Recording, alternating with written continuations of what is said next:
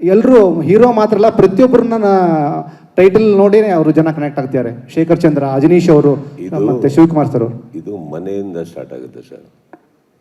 ಮನೆಯಲ್ಲೇ ಒಬ್ಬ ಯಜಮಾನ ಇರೋಕ್ಕೆ ಸಾಧ್ಯ ಇಲ್ಲ ಸರ್. ಮನೆಯಲ್ಲಿ ತಂದೆ, ತಾಯಿ, ತಂಗಿ, ಅಕ್ಕ, ತಮ್ಮ, ಹೆಂಡತಿ, ಮಕ್ಕಳು ಪ್ರತಿಯೊಬ್ಬರು ಸೇರಿದ್ರೆ, ಇಲ್ಲಿಂದ ಯಜಮಾನ ಅಂತಾರೋ ಬರೋ ಎಲ್ಲ ಒಟ್ಟಿಗೆ ಸೇರಿದ್ರೆ ಒಂದು ಮನೆ.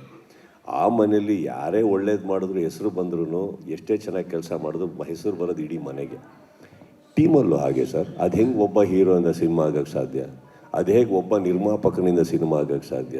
ಒಬ್ಬ ನಿರ್ದೇಶಕನಿಂದ ಹೇಗೆ ಸಿನಿಮಾ ಆಗೋಕ್ಕೆ ಸಾಧ್ಯ? ಒಬ್ಬ ಸಹ ಕಲಾವಿದ ಇರ್ಬೋದು, ಇನ್ನೊಬ್ರು ಇರ್ಬೋದು. I think it's all and everybody getting a name is nice sir. That should be equities in the cinema. ಪ್ರತಿಯೊಬ್ಬರಿಗೂ ಹೆಸರು ಬರಬೇಕು, ಹೆಸರು ಬರೋ ಹಾಗೆ ಕೆಲಸ ಮಾಡಬೇಕು. ನಾನು ಹೇಳ್ತಾರೆ ಸುಮ್ಮನೆ ಕೂತು ನಮ್ಮ ಹೆಸರು ತೊಗೊಳ್ಳಿ ಅಂತ ಮಾತ್ರಕ್ಕೆ ಯಾರಿಗೂ ಹೆಸರು ಬರೋಲ್ಲ. ಆ ಥರ ಹೆಸರು. ಆ್ಯಂಡ್ ಈ ಟೀಮಲ್ಲಿ ನೋಡಿ, ಅಲ್ಲಿಂದ ಹಿಡಿದು ಇಲ್ಲಿವರೆಗೂ ಕೆಳಗಡೆ ಕೂತಿರೋರು ಎವ್ರಿಬಡಿ ಹ್ಯಾಸ್ ವರ್ಕ್ಡ್. ಆ್ಯಂಡ್ ಅವ್ರಿಗೆ ಅವ್ರದ್ದೇ ಆದಂಥ ಸ್ಪೇಸಸಲ್ಲಿ ವರ್ಕ್ ಮಾಡಿಬಿಟ್ಟು I think they are all getting there name. ಇವತ್ತು ನೀವು ಹೇಳಿದ್ರು ಶೇಖರ್ ಚಂದ್ರ ನನ್ನಿಂದ ಇಲ್ಲ ಸರ್. ಅವ್ರು already Shekhar Chandra ಆಗೋಗಿದ್ರು.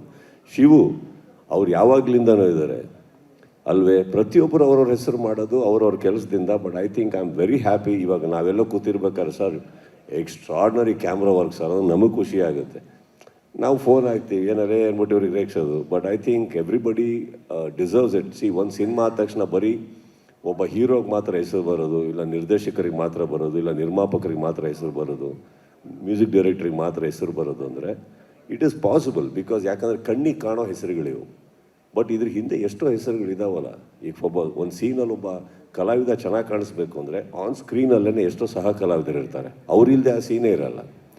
Everybody should get a name. That's how it should be.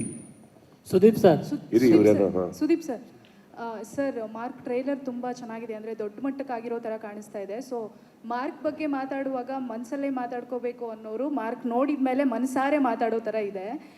But ನನ್ನ ಪ್ರಶ್ನೆ ಏನಂತಂದರೆ, ನೀವು ಸಿನಿಮಾದಲ್ಲಿ, ಬಿಗ್ ಬಾಸಲ್ಲಿ ಎಲ್ಲ ಕಡೆ ಬ್ಯುಸಿ ಇರ್ತೀರಾ. ಆ್ಯಂಡ್ ಯಂಗರ್ ಜನ್ರೇಷನ್ಗೆ ಸಪೋರ್ಟ್ ಮಾಡೋದಿರ್ಬೋದು. ಅಗೇನ್ ಇವಾಗ CCL ಬೇರೆ ಪ್ರಾಕ್ಟೀಸ್ ಮಾಡ್ತಾ ಇದ್ದೀರಾ. ಎಲ್ಲ ಕಡೆ ಬ್ಯುಸಿ ಇರೋ ನಿಮಗೆ ರೆಸ್ಟ್ ಮಾಡಬೇಕು ಅಂತ ಅನಿಸೋದೇ ಇಲ್ವಾ?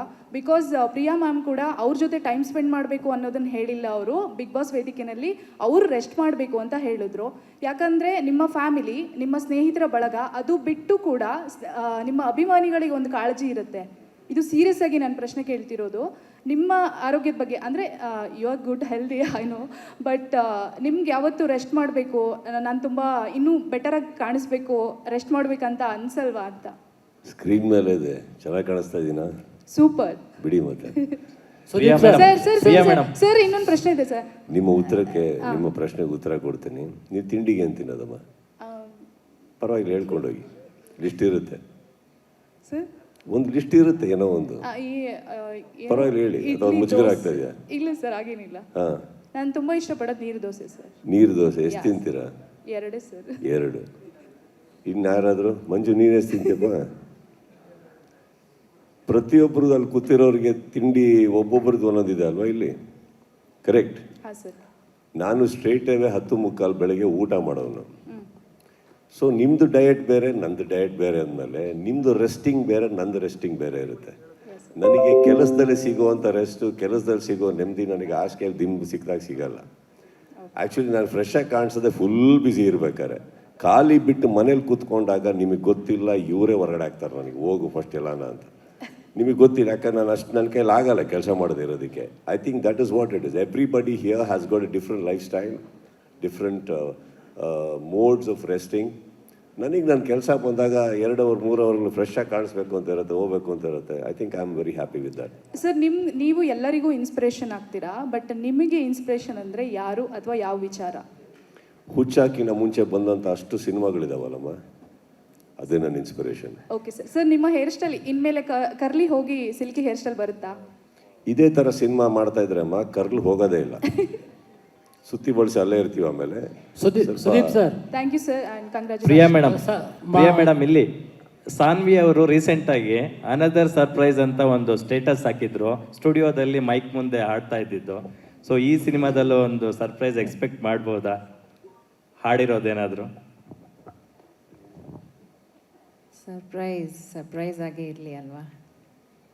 Let her only break the surprise.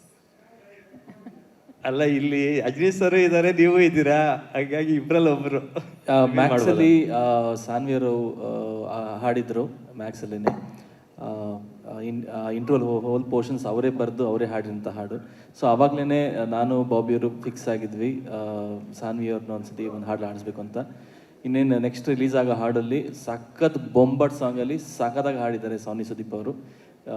You will all definitely it will like. Super, ಒಳ್ಳೆ super hard dance number is going to be release. Vijay sir here. ನಿಮ್ಮದು ತುಂಬ ಡೀಟೇಲ್ ವರ್ಕ್ ಮಾಡೋಂಗೆ ಇರಲಿಲ್ಲ, ಅಷ್ಟು ನೀಟಾಗಿ ವರ್ಕ್ ಮಾಡಿದ್ರಿ.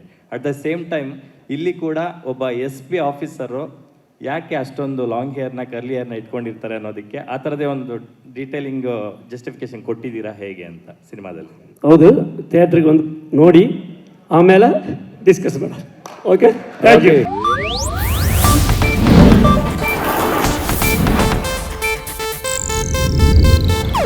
ಇದು ಏಷ್ಯಾನೆಟ್ ನ್ಯೂಸ್ ನೆಟ್ವರ್ಕ್ ಪ್ರಸ್ತುತಿ.